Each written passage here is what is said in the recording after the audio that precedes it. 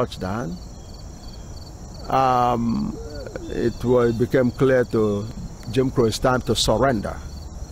So the surrender began really with their overall ruler, the President of the United States, Clinton, pumping money into Yale to study the impact of that revelation, in terms of how do the non-blacks rank. It wasn't a question of whether the black people are the most intelligent race anymore, the chosen race anymore. Is how close are the non-blacks to us? So they pumped money into Yale to determine that. And in effect, the formula, the solution to the formula was in effect, unbeknown to Yale, unbeknown to Yale, was in effect used to determine how close the non-blacks are to the black people in terms of the love of God for the black people, in terms of intelligence. And so that was what came out in that search for how well other people, the non-blacks, compare with black people in terms of the love from God. Okay. And so the result was consistent, a little conservative, but consistent.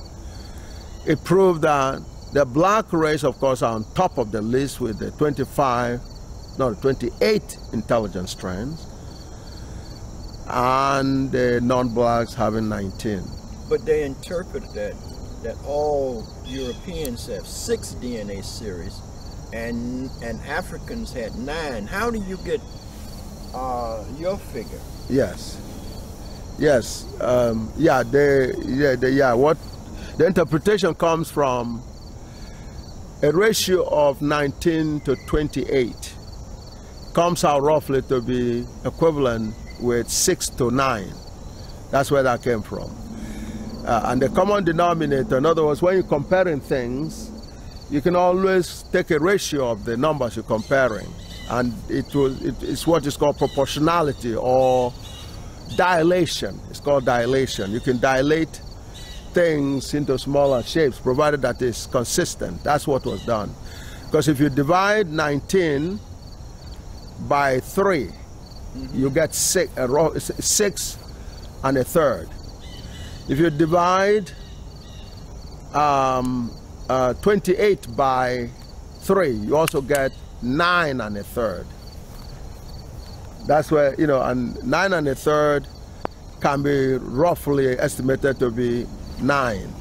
And then 6 and a third can be also estimated to be 6. That's where the 9 and 6 come from. So that is, where the 9 to 6, comes from. But the original raw data was 28 intelligence strands for black people, and then 19 for the rest, the non-blacks. And so from there, a lot of other things were done. The question was not whether who is the most intelligent race or the chosen race anymore, is the implications of that.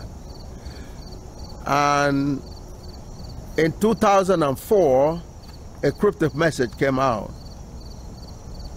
that based on that reality. Can I? Keep going. Oh, okay. That reality, which says, a cryptic message were talking about, well, what happens now that black people are the chosen race, because the God order says a black man, God ordained a black man with the ultimate intelligence, ethos of infinity. And where ethos of Ben exactly represents intelligence. And the N is the level of intelligence, which in effect is consistent with the measurement in Yale. The level of intelligence is what the DNA intelligence strands represent.